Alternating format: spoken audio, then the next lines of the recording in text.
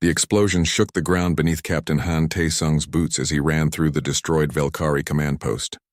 Smoke filled the air, making it hard to see more than a few meters ahead. His squad had pushed through the enemy lines after 3 hours of brutal fighting. Bodies lay everywhere, both human and alien. "Clear the rooms. Move, move, move," his commanding officer shouted behind him. Tae-sung kicked open a door on his left, rifle raised and ready. The room was empty except for overturned furniture and broken equipment. He moved to the next door, then the next. His heart pounded in his chest. Every door could hide an enemy waiting to kill him. The fourth door was different. It was locked from the inside. Tae-sung pressed his ear against the metal and heard something unusual. Crying. Small voices. Children. He looked back at his squad leader, who was already moving past him. "Sir, I hear something in here. Probably a trap. Leave it. We need to secure the perimeter before they counterattack." But Tae-sung couldn't leave it. His training as a combat medic had taught him to save lives, not ignore them. He used his breaching tool to force the lock open. The door swung inward with a loud bang. 3 small figures huddled in the corner of the dark room. They were Valkyrie younglings, their large eyes reflecting fear in the dim light. Their skin had the distinctive purple and blue patterns of their species. The smallest one was bleeding from a wound on her arm. A dead adult Valkyrie lay near them, probably their guardian. The younglings made high-pitched sounds of terror when they saw him. They pressed themselves harder against the wall, trying to disappear. Tae-sung lowered his weapon slowly.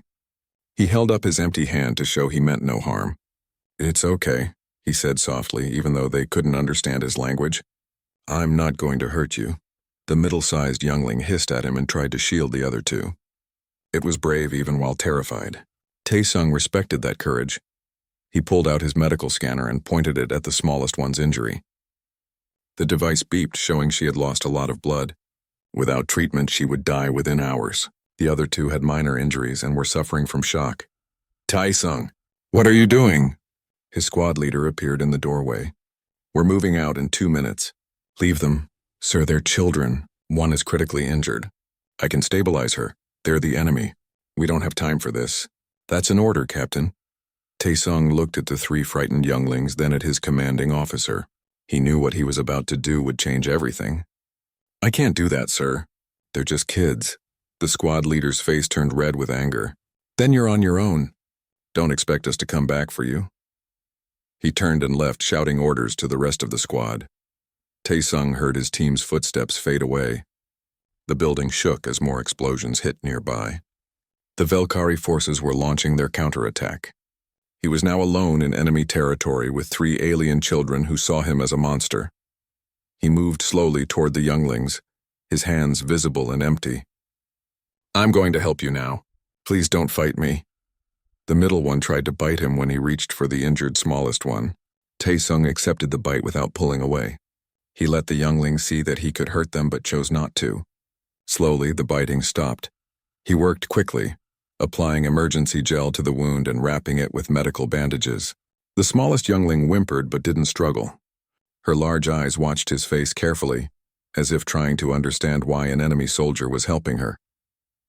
After he finished treating all 3, Tae-sung checked his tactical display. His squad was already 2 kilometers away and moving fast. The Valkyrie forces were closing in from all directions. He was trapped. "Okay, we need to move," he said to the younglings. They didn't understand his words, but they seemed to understand his tone. When he stood and moved toward the door, they followed him at a distance. Tae-sung led them through the destroyed building, avoiding areas where fighting still continued. He could hear gunfire and explosions all around them. Every few minutes he checked to make sure the younglings were still behind him. They were, moving silently like small shadows. He found a partially collapsed storage room in the basement where they could hide. It had only one entrance, which he could defend if needed. There was even some intact supply crates that might contain food or water. The younglings huddled together in the corner while Tae-sung set up a basic perimeter. He placed motion sensors at the entrance and checked his ammunition. He had enough for maybe one firefight, but that was all. Night fell, bringing temporary quiet to the battlefield. Both sides were regrouping and treating their wounded. Tae-sung knew the fighting would start again at dawn. He opened one of his meal packs and ate half, saving the rest for later. The younglings watched him with hungry eyes. He pulled out 2 more packs and offered them. The middle one snatched them quickly and shared with the other 2. They ate the human food cautiously at first, then more eagerly. After they finished eating, the largest youngling approached him slowly. She made soft clicking sounds and pointed at herself, then said something that sounded like Shivara, a name. Tae-sung pointed at himself. Tae-sung. She repeated it several times, getting closer to the correct pronunciation each time. Then she pointed at the middle one and said Cordon, and finally at the smallest one, saying Livana. Shivara Cordon, Livana, Tae-sung repeated, nodding at each one. They seemed pleased that he was trying to learn their names. Shivara touched the bandage on Livana's arm, then touched Tae-sung's hand gently. She made more clicking sounds, but he didn't understand. Still, her meaning was clear. She was thanking him. As the younglings fell asleep curled together, Tae-sung sat awake, keeping watch. He looked at his tactical display again. The nearest human forces were 72 hours away. He needed to keep 3 alien children alive for 3 days in the middle of a war zone. He had no idea that one of those children was a princess. He had no idea that her mother was the empress of the entire Velkari Empire. He had no idea that his simple act of compassion would change the fate of 2 civilizations. All he knew was that he had made the right choice. These were children who needed help, and he was a medic. Nothing else mattered. The building creaked above them as wind blew through its broken walls.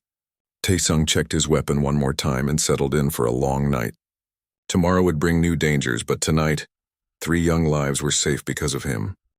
The morning came with the sound of distant artillery fire. Tae-sung had barely slept, waking at every small noise. The 3 younglings stirred from their sleep, making soft sounds as they woke. Livana's wound looked better after the treatment, but she was still weak. Tae-sung shared his breakfast ration with them, giving them more than he kept for himself. He needed to stay strong to protect them, but they needed food to survive. Cordon ate quickly, but Shivara made sure Livana ate first before taking her own share. Through his helmet's display, Tae-sung could see enemy patrols moving through the area. They were searching for something, probably for the younglings. He kept the group quiet and still, hoping the Velkari soldiers would pass by their hiding spot. Around midday, Shivara began making deliberate sounds at him. She pointed at objects and said words in her language. She was trying to teach him. Tae-sung realized she was intelligent, probably around 12 years old in human terms. She understood they needed to communicate. He pointed at his water bottle. Water! She repeated the word, then said something in her language. She pointed at food, at the floor, at the ceiling. Each time she gave him the Velkari word and learned his human word. Cordon watched suspiciously at first, but eventually joined in the learning game. By afternoon, they had maybe 50 words they could share. It wasn't much, but it was enough for basic communication. Shivara pointed at his uniform and made a questioning sound. Soldier, Tae-sung said. I'm a soldier. She seemed to understand. She pointed at herself and said a word that sounded like Kyla. From her gestures, he guessed it meant something like royal or important. He nodded, not fully understanding how important. The building suddenly shook from a nearby explosion. Dust fell from the ceiling. Livana made a frightened cry and Cordon moved to shield her. Tae-sung grabbed all 3 and pulled them under a reinforced section of the room. The bombardment lasted for 20 minutes. The humans were pushing forward, trying to take more territory. The Velkari were defending hard. Tae-sung covered the younglings with his own body as debris fell around them. When the shaking stopped, he checked each of them for new injuries. They were scared but unhurt. Cordon looked at him differently now. The young Velkari had seen Tae-sung protect them when he could have run to save himself. That evening, Tae-sung had to make a difficult choice. Their hiding place was no longer safe. The building was too damaged and might collapse completely. They needed to move to a better location, but moving meant exposure. He waited until dark, then led the younglings out of the basement. The destroyed city looked even worse in the darkness. Fires burned in several places, casting strange shadows. The bodies from the battle had been cleared away by collection teams from both sides. Shivara held Livana's hand, while Cordon stayed close behind them. They moved quietly through the rubble, following Tae-sung. He used his night vision to navigate, avoiding patrols from both armies. They reached an old human settlement on the edge of the city. Most of the buildings were destroyed, but Tae-sung found a house that still had a basement intact. It was better than their previous hiding spot. with multiple exits and better cover. Once inside, the younglings collapsed from exhaustion. The journey had been hard on them, especially Livana. Taesung treated her wound again and gave her the last of his medical stimulants to help her body heal faster. Cordon watched him work and made a sound. He pointed at Taesung's arm where he had a cut from earlier. The young Velkari pulled out a small container from a pouch at his side and offered it to Taesung. Inside was some kind of healing paste. Taesung was surprised but accepted it. He applied the paste to his cut and it immediately felt better. Cordon had shared his own medical supplies. It was a gesture of trust. Shivara spoke to him in her language with hand gestures helping. She was trying to explain something important. She pointed at herself, then at Cordon and Livana, then drew a symbol in the dust on the floor. It looked like a crown. Royal? Taesung guessed. Your royalty? She nodded eagerly and said more words. She seemed to be saying her mother was very important. Very powerful. Taesung began to understand that these weren't just any Velkari children. They were from the ruling family. That night, as the younglings slept, Taesung sat thinking about what to do. He couldn't keep them hidden forever. Eventually, food would run out, or they would be discovered. He needed to find a way to return them safely.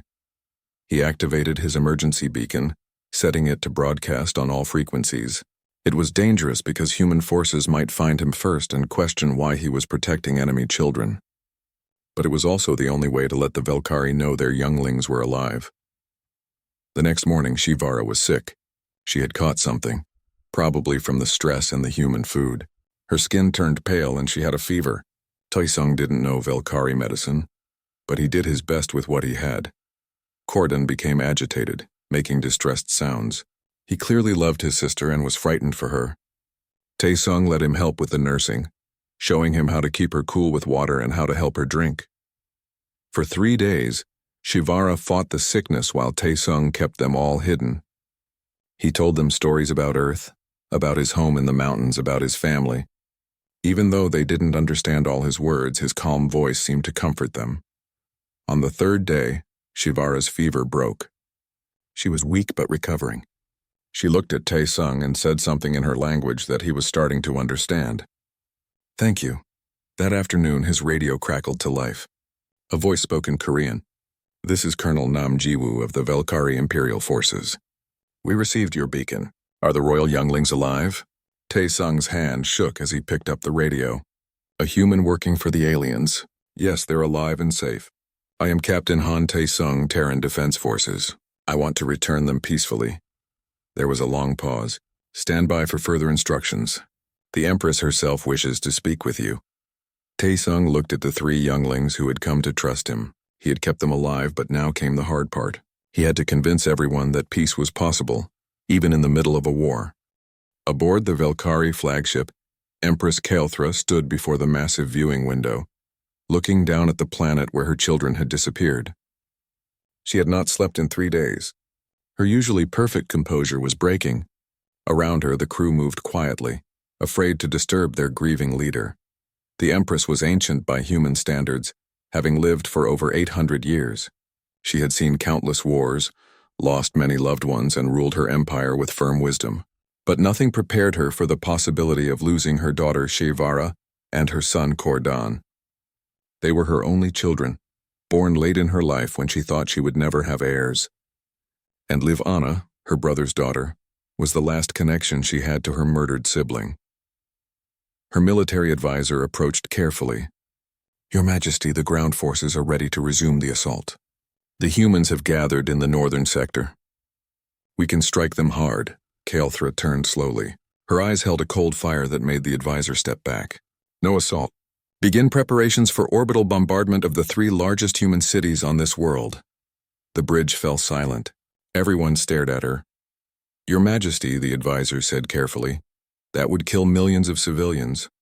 It would be considered a war crime by both our people and theirs.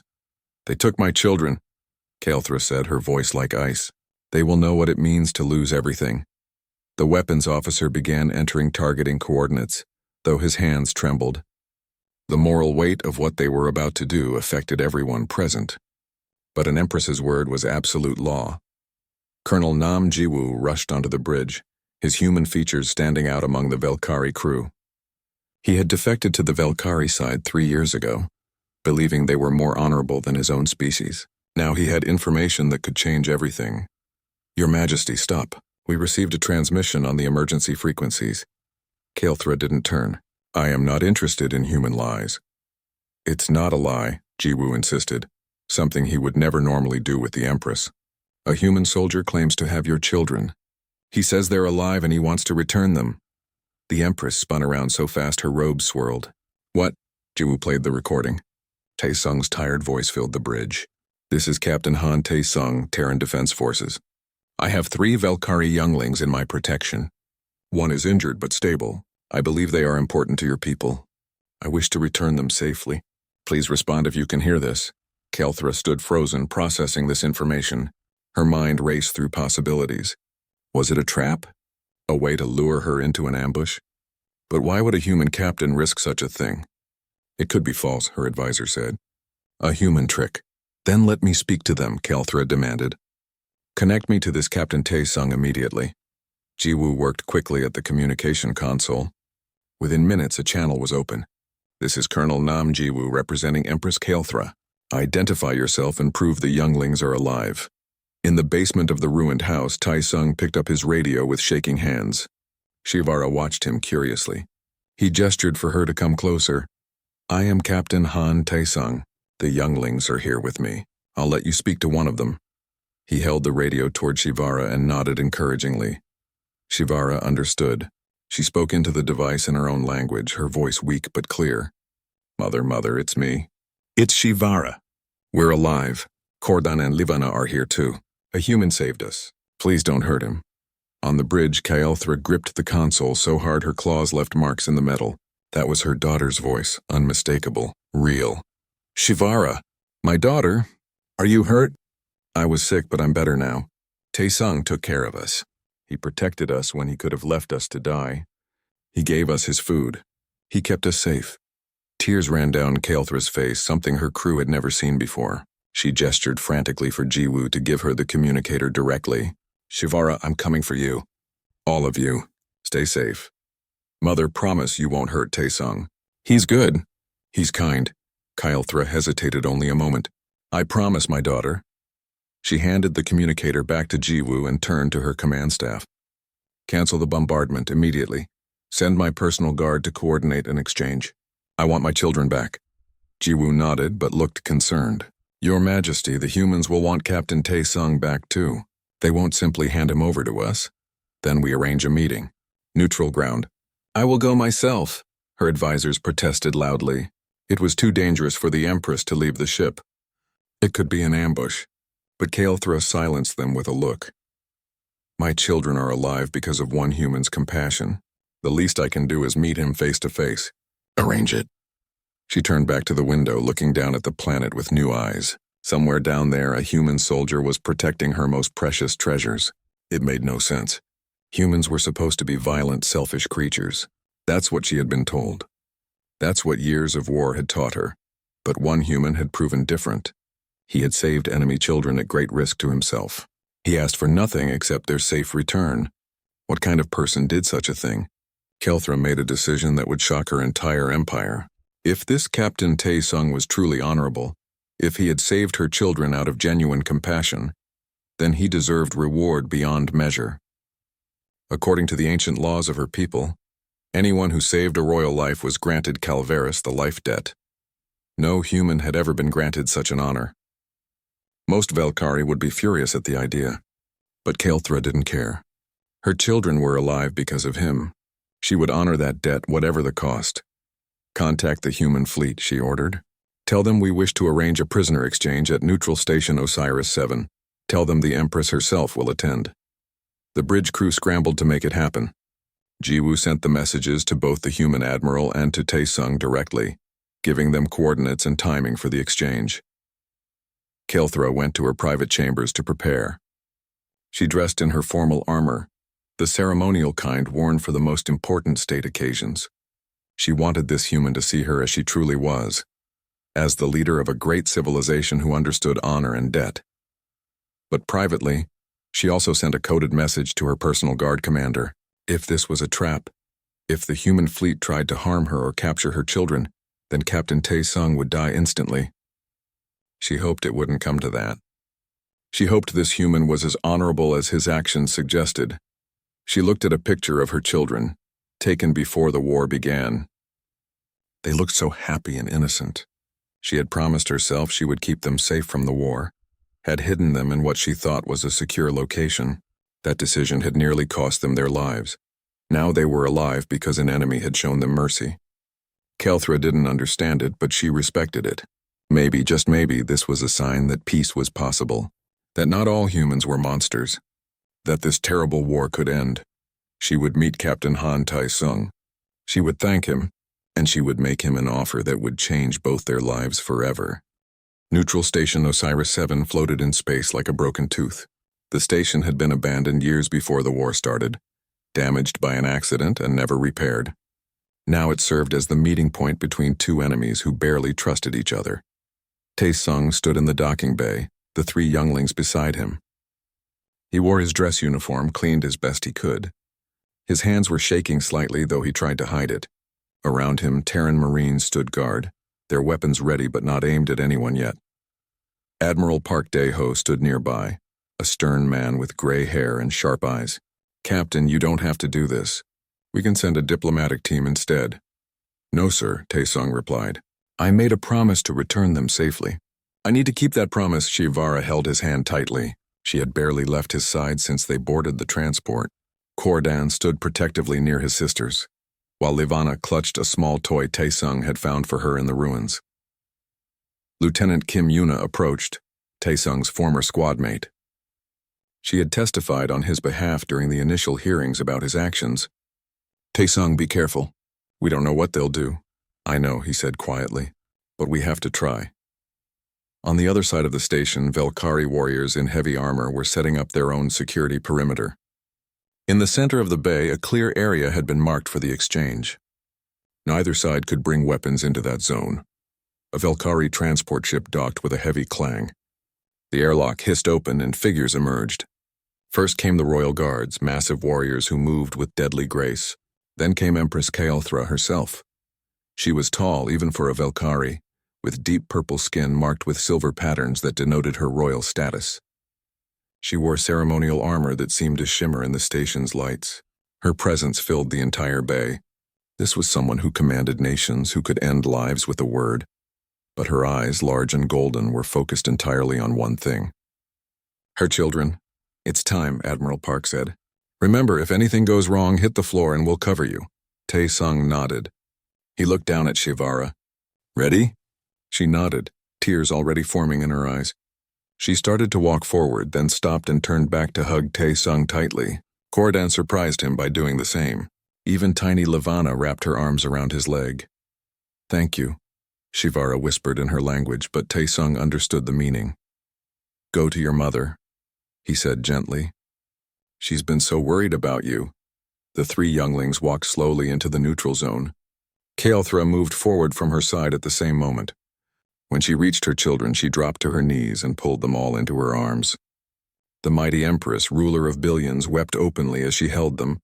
For a long moment, everyone in the bay simply watched. Human and Velkari alike witnessed a mother's love for her children. It was a reminder that some things were universal, that emotion transcended species.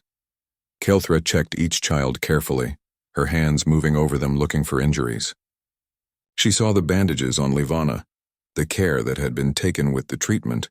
She saw that all three were thin but healthy, scared but unbroken. Then Shivara did something unexpected. She pulled away from her mother and ran back toward Tae-sung. The guards on both sides tensed, but she was just a child running to someone she trusted. She grabbed Tae-sung's hand and tried to pull him forward. She spoke rapidly in her language to her mother, pointing at him, explaining something with desperate intensity. Kael'thra stood slowly and walked into the neutral zone. The human Marines raised their weapons slightly, but Admiral Park held up a hand to stop them. The Empress approached Tae-sung until she stood directly before him. She was taller than he was, and her presence was overwhelming. This close, he could see the exhaustion in her face, the stress of the past days. She had been through her own hell worrying about her children. Captain Han Tae-sung, she said in perfect Korean, her accent strange but clear. My daughter tells me you saved them when you could have left them to die. That you protected them, fed them, healed them, and asked nothing in return. Is this true? Tae-sung swallowed hard. Yes, Your Majesty. Why?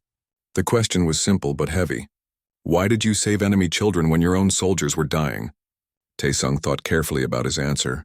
This moment felt like it held more weight than any he had experienced in his life. Because they were children. Because it was the right thing to do. Because I'm a medic and my job is to save lives, not take them. I couldn't leave them to die. Kael'thra studied his face for a long moment. Then she turned to her guards and spoke in her own language. They looked shocked, protesting something, but she silenced them with a gesture. She turned back to Tae-sung and in front of everyone knelt on one knee before him. The entire station erupted in shocked sounds from both sides. An empress did not kneel to anyone. By the ancient laws of my people, she said loudly so everyone could hear. I declare, Calvaris, you have saved members of the royal bloodline at risk to your own life. You are granted the life debt. From this moment, you are under my personal protection. No harm may come to you while I draw breath. Admiral Park stepped forward quickly. Your Majesty, Captain Tae-sung is a Terran officer. We cannot simply hand him over to you. Kael'thra stood, her expression hardening. I am not demanding custody. I am declaring what our law requires. He has earned a place of honor among my people. He has responsibilities to his own people, Park insisted. Shivara was crying now, holding on to both her mother and Tae-sung. Corden spoke urgently to his mother in their language. The tension in the bay was thick enough to cut. Tae-sung found his voice. May I speak? Everyone turned to look at him. He felt like his heart might explode from his chest, but he kept his voice steady. I didn't do this for reward or honor. I did it because it was right. But I see an opportunity here. Both sides have seen that enemies can show compassion, that we're not so different. Maybe this can be the start of something. Maybe we can talk instead of fight. A new voice spoke from the human side. That is wisely said. Ambassador Lee Hana stepped forward, an elegant woman in diplomatic robes. She'd been watching everything from the sidelines. Your Majesty, what if we proposed a solution? Captain Tae-sung could serve as a cultural liaison between our peoples. He has earned trust on both sides. Let him help us build a bridge toward peace. Kael'thra considered this. You would allow him to come to my world? To fulfill the life debt while serving both our interests? For a set period, yes, 1 year. During that time, our diplomats could work toward meaningful negotiations. If Captain Tae-sung agrees, everyone looked at Tae-sung. He felt the weight of history on his shoulders. This was bigger than him now. I agree. If it helps end this war, I'll do it. Kael'thra studied him again, then nodded slowly. 1 year. But know this, Captain. You will be under my protection, but also under my observation. If this is some human trick, if you betray my trust, I will know. I understand. The Empress reached out and placed her hand on his shoulder, a gesture that made her guards twitch nervously. You gave me back my children. I will not forget that. Come to my world. Help us understand each other. Perhaps you are right. Perhaps this is how peace begins. She turned to her children. Say your farewells for now. You will see him again soon. The younglings hugged Tae-sung one more time. Shivara whispered something he didn't quite catch.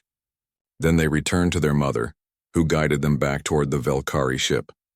Admiral Park put a hand on Tae-sung's shoulder. Are you sure about this, son? No, sir, Tae-sung admitted. But I'm going to do it anyway. As the Velkari delegation departed, Kael'thra looked back once. Her expression was unreadable, but there was something in her eyes. Respect, perhaps, or curiosity, or maybe hope. Tae-sung had just agreed to go live among the enemy for a year. He had no idea what awaited him. But as he watched Shivara wave goodbye from her mother's side, he knew he had made the right choice. Sometimes the bravest thing wasn't fighting. Sometimes it was choosing to trust. 2 weeks later, Tae-sung stood in a courtroom aboard the human flagship Indomitable. The military tribunal had been called to determine if his actions constituted dereliction of duty or worse. General Oh Kyung-soo sat at the center of the panel, flanked by 2 other senior officers. Captain Han Tae-sung, General Oh began, his voice formal and cold. You are charged with abandoning your unit during combat operations and providing aid to enemy combatants. How do you plead? Tae-sung stood straight in his dress uniform. Not guilty, sir. The next 3 hours were brutal. The prosecution presented evidence of his decision to stay behind with the Velkari younglings.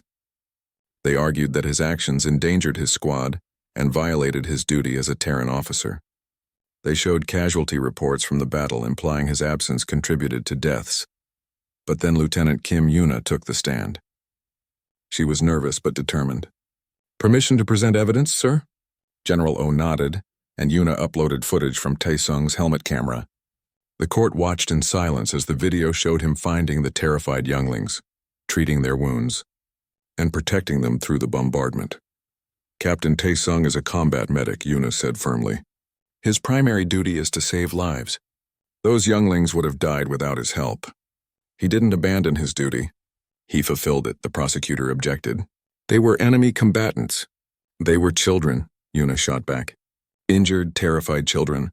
Any one of us in this room who has children of our own knows what Captain Taesung saw in that moment. He saw kids who needed help." The courtroom erupted in arguments.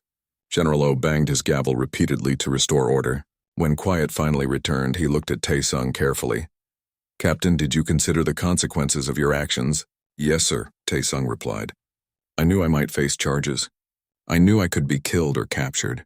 But I also knew I couldn't live with myself if I left children to die. Some things are more important than following orders."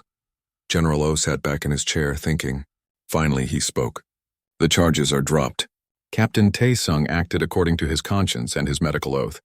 "However, there remains the matter of your agreement with the Velkari Empire. You've agreed to spend 1 year on their homeworld as part of the cultural exchange. The decision is ultimately yours, but this tribunal wants to be clear that you are under no obligation to honor that agreement." Taesung shook his head. "I made a promise, sir. I intend to keep it. Very well. This tribunal finds you not guilty of all charges. Dismissed." As Taesung left the courtroom, dozens of officers and enlisted personnel stopped to shake his hand or pat his shoulder. Not everyone agreed with what he'd done, but many respected his courage. Meanwhile, in space halfway between human and Velkari territory, Ambassador Lee Hana was conducting delicate negotiations. She met with Colonel Nam Jiwoo on a small neutral diplomatic vessel. "The terms are simple," Hana explained. "Captain Taesung will spend 1 year on Velkarith as a cultural advisor and liaison. He'll have freedom of movement and communication with Earth. In exchange, the Velkari will allow our diplomatic team to establish an embassy on their world." Jiwoo reviewed the documents carefully. As a human who had lived among the Velkari for years, he understood both cultures. "The Empress has agreed to these terms. But you should know, there are many in the Imperial Court who oppose this. They see Captain Taesung as a curiosity at best, a threat at worst. Will he be safe? The Empress has declared Calvaris. That makes him untouchable by law. But law and reality don't always match perfectly. There will be those who test that protection." Hana nodded grimly. "Then we need to make sure he's prepared." Back on Earth, news of Taesung's actions had spread across social media and news networks. Public opinion was sharply divided. Protests erupted in major cities. Some people held signs reading, "Taesung is a hero," and "Compassion, not combat." Others carried signs saying, "Traitor," and "Human lives matter more." The debate raged on talk shows and internet forums. Taesung tried to ignore it all. He spent his final week on Earth preparing for his journey. He visited his elderly parents in Busan, explaining what he was about to do.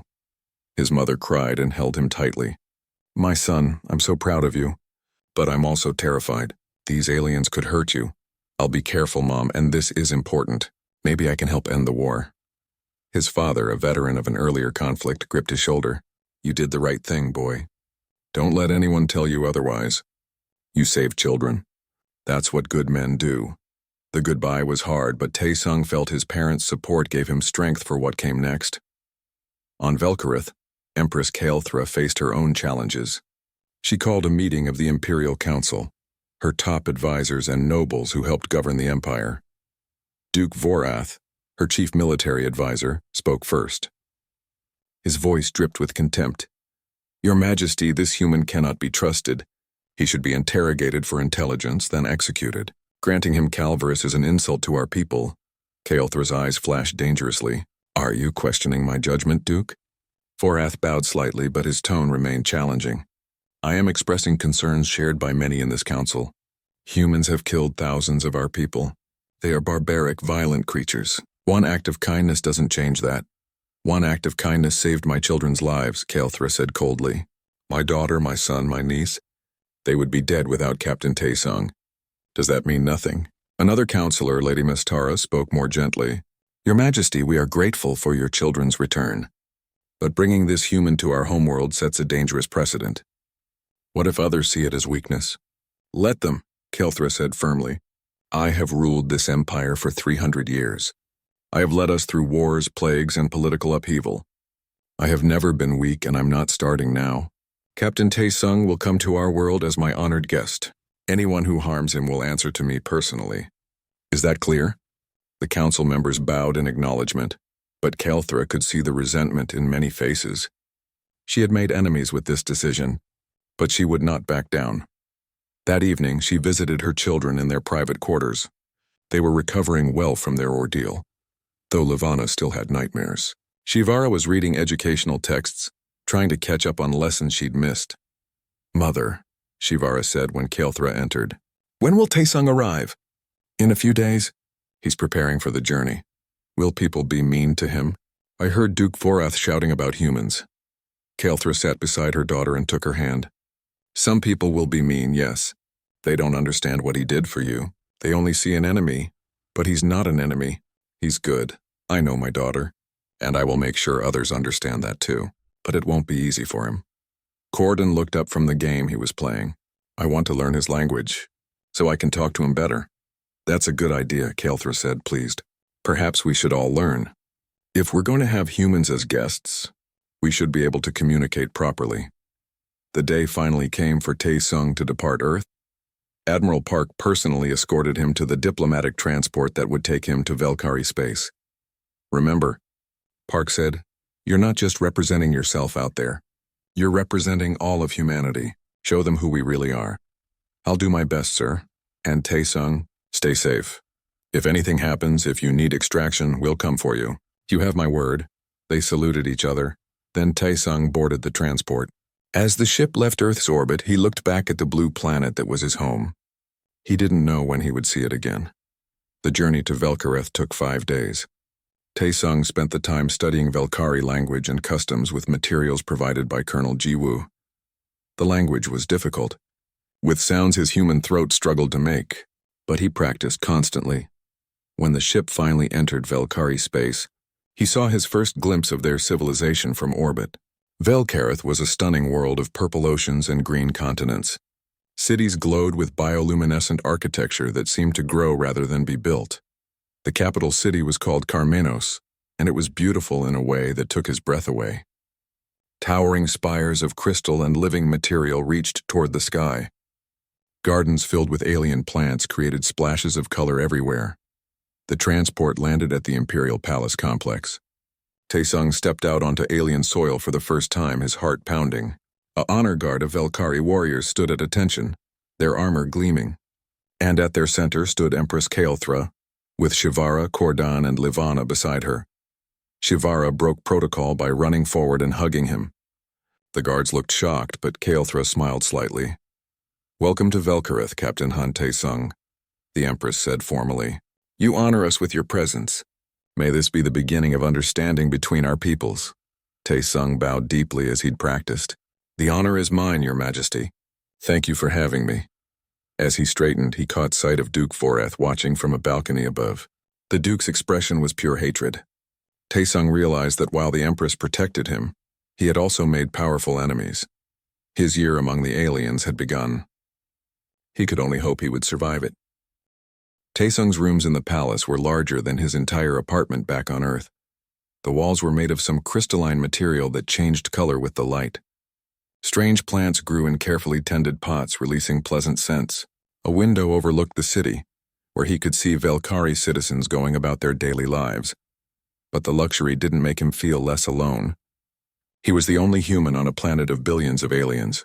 Every time he left his room, he felt eyes watching him. Some looked with curiosity, others with barely concealed hostility. His first week was the hardest. Palace servants brought him food, but Velkari cuisine was strange and some of it made him sick. He lost weight quickly until the kitchen staff learned to prepare meals more suited to human digestion. Even then, he missed simple things like rice and kimchi. The cultural barriers were enormous. Velkari personal space was different than human norms. They touched each other more casually but considered direct eye contact aggressive in some contexts. He accidentally insulted a servant by looking at her too long and had to apologize extensively. But Shivara helped him every day. She came to his rooms each morning for language lessons that became mutual teaching sessions. She taught him proper Velkari grammar and cultural customs. He taught her more about human culture, sharing pictures and videos from Earth. "Why do humans shake hands?" she asked one day, demonstrating the gesture awkwardly. "It started as a way to show you're not carrying a weapon," Taesung explained. "It became a sign of peace and trust. We touch foreheads," she demonstrated by gently pressing her forehead to his. "It means we see you as family." Kordan was more challenging. The young prince was proud and sometimes hostile, testing Taesung constantly. They had several arguments before Taesung realized the boy was actually seeking guidance and boundaries. Once he understood, he treated Kordan more like he would a younger brother, and their relationship improved. Livana remained quiet and stayed close to Taesung whenever he was around. She was still healing from the trauma of the attack and separation from her parents. Taesung's calm presence seemed to comfort her. The palace scholars invited him to give presentations about human medicine and technology. These sessions were fascinating but often contentious. Many Velkari considered human technology primitive and couldn't understand how such a young species had become so dangerous in warfare. Taesung explained human history honestly, including the terrible wars humanity had fought among itself. "We learned to fight because we fought each other first, but we also learned compassion, cooperation, and how to build peace after conflict." One old scholar named Rentak became particularly interested in human philosophy. "Your species is violent, yes, but also remarkably adaptable. You create beauty alongside destruction. Your contradictions walking on two legs. Aren't all intelligent species contradictory?" Taesung asked. Rentak clicked his mandibles, and what Taesung had learned was amusement. "Perhaps, but humans embrace contradiction more than most. It makes you dangerous. It also makes you interesting." Taesung's medical knowledge proved valuable when a plague swept through a lower district of the capital. The Velkari doctors were struggling with a resistant bacterial infection. Taesung recognized similarities to infections he'd treated during the war and suggested a treatment protocol combining Velkari and human medical approaches. It worked. The infection was contained and dozens of lives were saved. After that, some of the hostility toward him decreased. He wasn't just the human who saved the royal children. He was someone who could help their people. But Duke Vorath remained a constant threat. The military advisor spread rumors about Taesung, claiming he was a spy gathering intelligence for a human invasion. He assigned hostile warriors to guard Taesung, which felt more like surveillance. One day, Vorath confronted Taesung directly in a palace corridor. "You don't belong here, human. The Empress may protect you now, but that protection won't last forever." Taesung met his gaze calmly. "I'm not here to hurt anyone, Duke. I'm here to build understanding." "Understanding?" Vorath laughed bitterly. "Your people killed my son in battle. They destroyed 3 of our colony worlds. And I'm supposed to trust you because you saved some children. You're a fool, and so is anyone who believes your act." The Duke walked away before Taesung could respond, but the encounter left him shaken. He reported it to Empress Kael'thra during their next meeting. The Empress met with him once a week to discuss his observations and progress. These meetings were formal but had become more comfortable over time. She was curious about humanity and asked detailed questions about Earth's culture, government, and philosophy. When he told her about Vorath's threats, her expression darkened. "I will speak with him. His grief doesn't excuse his behavior. Your Majesty, maybe it's better if you don't. I don't want to cause more division in your court." She studied him thoughtfully. "You're very diplomatic for a soldier, Captain. But you're right. Sometimes the wisest course is patience. Still, if he threatens you again, inform me immediately." As months passed, Taesung's life on Velkarith became more routine. He began teaching martial arts to interested Velkari, adapting human combat techniques for their different physiology. The classes became popular, especially among younger warriors who were curious about human fighting methods. He also started working with Velkari doctors in a medical exchange program. Together they published papers comparing treatment approaches for similar conditions. The collaboration was groundbreaking, showing that the two species could learn from each other. 6 months into his stay, the assassination attempt happened. Tae-sung was walking through the palace gardens with Shivara, discussing poetry. She was reading human poems translated into Velkari and trying to understand the metaphors. They were laughing about a particularly confusing translation when Tae-sung saw a movement in the shadows. His combat training kicked in instantly. He pushed Shivara behind him just as an energy weapon fired. The blast missed by centimeters, scorching the path where she had been standing. Tae-sung grabbed Shivara and ran, using the garden's trees and sculptures for cover. More shots followed. He heard shouting as palace guards responded, but the attacker was fast and prepared. They reached a small maintenance building and Tae-sung pulled Shivara inside. She was crying, terrified. "Tae-sung, they were shooting at us, I know. Stay down and stay quiet." He had no weapon, but he found a metal pipe among the maintenance tools. It wasn't much against an energy weapon, but it was something. He positioned himself between Shivara and the door. The door exploded inward. A figure in dark armor entered, weapon raised. Tae-sung recognized the armor markings. It was one of Vorath's personal guards. "Step away from the princess," the assassin ordered in Velkari. "Not happening," Tae-sung replied in the same language. His accent thick but clear. The assassin fired. Tae-sung dove to the side, rolling and coming up with the pipe swinging. He struck the weapon arm hard and the energy pistol clattered to the floor. The assassin was larger and stronger, but Tae-sung was fast and desperate. They fought viciously in the small space. The Velkari warrior was trained and deadly, but Tae-sung fought with the fury of someone protecting a child he cared about. He took several hard hits but managed to land a strike to the assassin's head that stunned him. By then, palace guards had arrived. They subdued the assassin quickly and secured the area. Empress Kelthra arrived minutes later, her face showing rare panic. "Shivara! Are you hurt?" "No, mother. Tae-sung protected me. He saved me again." Kelthra looked at Tae-sung, who was bleeding from several wounds and could barely stand. "You're injured. Guards, get medical help immediately." "The princess first," Tae-sung managed to say before his legs gave out. He woke in the palace medical center. His injuries had been treated and he felt weak but alive. Empress Kelthra sat beside his bed, an unusual sight that made the medical staff nervous. "The assassin talked," she said quietly. "Duke Vorath ordered the attack. He planned to kill my daughter and blame you, using it as justification to execute you and end the cultural exchange. What will you do? Justice will be served." Her tone was cold as ice. "Vorath and his conspirators will face execution." "No one threatens my family and lives, Your Majesty, I'm sorry. My presence here caused this." She looked at him with an expression he couldn't quite read. "No, Captain.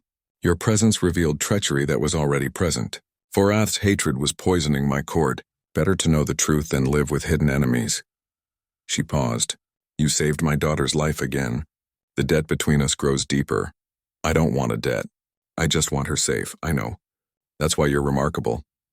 Over the next weeks, the trial and execution of Duke Vorath sent shockwaves through Velkari society. The Empress was ruthless in rooting out the conspiracy, removing several other nobles who had supported the plot.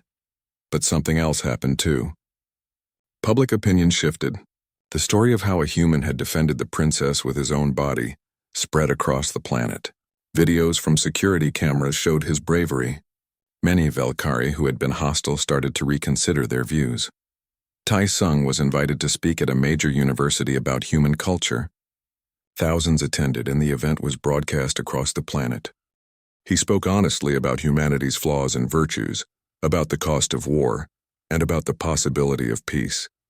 The request came through official channels, but it was deeply personal. Tae-sung asked permission to return to Earth for 2 weeks before making his final decision. Empress Kelthra granted it immediately, providing one of the fastest ships in the Velkari fleet for his journey. The arrival at Earth was strange. Tae-sung had been gone almost a full year, and he'd changed in ways he was still processing. The planet looked the same from orbit, but he felt different looking at it. Admiral Park met him at the station personally. "Welcome home, Captain. You've caused quite a stir out there." "I didn't mean to, sir. The best agents of change never do." Park smiled slightly. "You've got 2 weeks. Use them wisely. A lot of people want to talk to you. The first days back were overwhelming. News crews wanted interviews. Government officials wanted briefings. Military analysts wanted intelligence.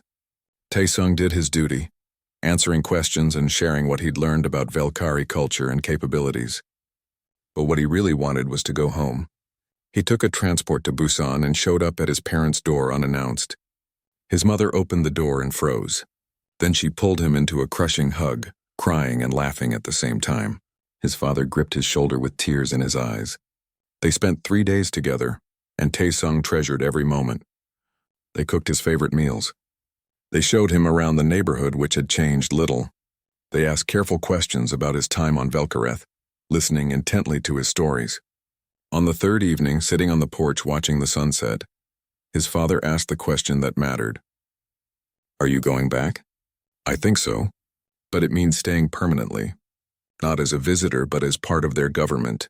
His mother took his hand. "Do you love it there?" "I don't know about love, but I feel like I'm doing something important, something that matters. The Empress wants me to help shape peace policy between our species. How can I say no to that?" "You could come home," she said gently. "Settle down. Have a normal life.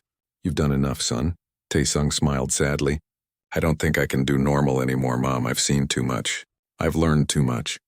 If I can help prevent more deaths, more suffering, I have to try." His father nodded slowly. "Your mother and I knew when you joined the military that we might lose you. We never imagined we'd lose you to peace instead of war. But we're proud of you, boy. So damn proud." They cried together as the sun set over the ocean, holding each other tight. Taesung knew this might be the last time he saw them for years, maybe forever. The knowledge hurt more than any wound he'd taken in battle. He spent the next days visiting other places and people. He went to Lieutenant Kim Yuna's promotion ceremony. She was now a captain herself, taking over a medical unit. They shared a drink and reminisced about their service together. "You made the right call that day," Yuna told him. "Saving those kids. I know it cost you, but it was right." He visited the graves of soldiers from his unit who had died in the war. He stood in the rain, saluting each marker, apologizing for not being there when they fell. The guilt was heavy, even though he knew his choice had been correct. Ambassador Lee Hana invited him to a diplomatic summit, where human and Velkari representatives were working out details of a preliminary peace treaty. Seeing both species sitting together, actually talking instead of shooting, filled him with hope. "This is happening because of you," Hana told him. "Your actions proved that cooperation was possible, that we could see each other as people, not just enemies. I was just doing what felt right. That's why it mattered. You didn't do it for politics or strategy. You did it because you're a good person." That authenticity changed hearts and minds on both sides. But Taesung also faced anger. At a public forum, a man whose son had died in the war confronted him. "My boy died fighting those aliens, and you're going to go live with them? Join their government? You're a traitor!" Taesung didn't argue or defend himself. He just listened to the man's pain. "I'm sorry for your loss, truly. Your son was a hero. I hope the work I'm doing helps make sure fewer parents lose their children to this war. That's all I can offer you." The man walked away, still angry, but some of his fury had dimmed. Grief took time to heal, and Taesung understood that. On his last day on Earth, he walked alone through Seoul, visiting places from his youth. The parks where he'd played as a child. The school where he'd studied. The hospital where he'd trained as a medic. Each place held memories, pieces of who he had been. He bought street food from a vendor and sat on a bench eating tteokbokki and watching people go about their lives. Normal lives. Simple lives. Part of him envied them. Part of him knew he could never go back to that simplicity. His communicator chimed. It was a message from Shivara. "When are you coming back? We miss you." "Mother is grumpy." He smiled and sent a reply. "Soon? Tell your mother I said she's not allowed to be grumpy." The response came quickly. "She saw that. She says you're being disrespectful." But she's smiling. That night he made his decision. He sent a formal message to Empress Kael'thra. "I accept your offer. I'll return to Velkareth and serve as your advisor. Let's build something that lasts." The journey back to Velkareth felt different than the first trip. This time he wasn't a nervous visitor. He was going home. It was strange to think of an alien planet as home, but the word felt right. When his ship landed, a massive crowd had gathered at the spaceport. Both Velkhari citizens and human diplomats waited to greet him. Empress Kelthra stood at the front with her children. As he descended the ramp, Shivara ran to him and hugged him tightly. Corden gripped his arm in the Velkhari gesture of friendship. Even Livana, who rarely showed emotion publicly, smiled at him. Kelthra approached and touched her forehead to his in the formal greeting. "Welcome home, Han Taesung. Thank you, Your Majesty. It's good to be back." She led him into the palace for a private conversation. In her study, surrounded by ancient texts and modern technology, she poured them both a drink from a crystal decanter. "You're certain about this?" she asked. "Once we perform the Calvaris Thera ceremony, the bond is permanent. You'll be part of my household, my government, my life. There's no going back." "I'm certain." "But I have conditions." She raised an eyebrow ridge, intrigued. "Conditions? I want to split my time between Velkareth and Earth. I need to maintain ties to my own people, to serve as a bridge between both worlds. I can't be fully effective if I abandon one for the other." "Agreed. What else?" "I want real power, not just a ceremonial position. If I'm going to help shape peace policy, I need authority to make decisions and implement changes. You'll be my senior cultural advisor with full authority in that domain. You'll sit on my council and have a voice in major decisions. Is that sufficient?" "Yes, and one more thing. I want regular exchanges between our peoples. Students, artists, scientists, regular citizens, not just diplomats and politicians, real people meeting and understanding each other." Kelthra smiled, something she rarely did. "You think like a leader, Taesung. Very well. All of this shall be written into the formal agreement." The ceremony of Calvaris Thara took place a week later in the Great Hall of the palace. Representatives from both human and Velkhari governments attended, along with thousands of citizens watching via broadcast. Taesung wore formal clothing that blended human and Velkhari styles. Kelthra wore her full regalia as empress, looking every bit the ancient and powerful ruler she was. The ceremony itself was beautiful and solemn. Ancient words were spoken in the old Velkhari language. Taesung repeated oaths that had been translated carefully, promising to serve with honor and wisdom. Kelthra made her own vows, promising to value his counsel and protect his well-being. When it was complete, they stood together before the assembled witnesses. Kelthra spoke in both languages, her voice carrying clearly. "Today we witness something unprecedented. A human joins the highest ranks of our government, not as a prisoner or subordinate, but as an equal partner in building peace. Han Taesung saved my children when he could have ignored their suffering. He protected them when he could have left them behind. He showed compassion when the easier path was indifference. Today we honor that compassion and that courage. Today we take a step toward a future where human and Velkhari stand together rather than opposed." The hall erupted in applause, and the Velkhari equivalent, a humming sound that filled the space with vibration. Taesung felt overwhelmed by the moment, by the weight of expectations, by the magnitude of what he'd committed to, but he also felt right. This was where he was meant to be. This was what he was meant to do. The months and years that followed were challenging but rewarding. Taesung worked tirelessly to establish cultural exchange programs. The first groups of human students arrived on Velkareth to study, while Velkhari scholars went to Earth. Artists from both species collaborated on projects that blended their different aesthetics. He sat on the Imperial Council, where his perspective often challenged traditional Velkhari thinking.